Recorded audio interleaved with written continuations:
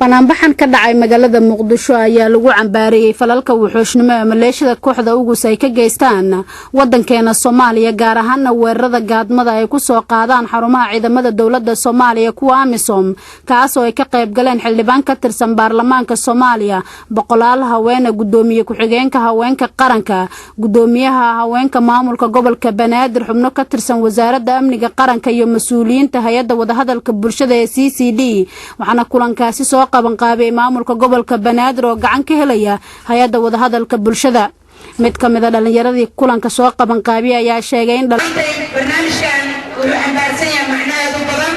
waa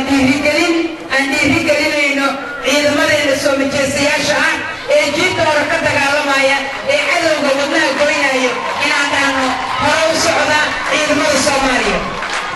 inaan ka hadlo aan cabaarayno falkii loo geystay ciidamada AMISOM khaasatan madaxda ama shacabka Burundi iyo shacabka Uganda waxaan leenahay waa ka xunahay waxa dhiigga daatay waa dhiig magaca Soomaaliyeed ku daatay Soomaaliyana way dhinabaan ku doontaa mana ilaahu doono xinjiraha iyo dhiigga ku daatay wadanka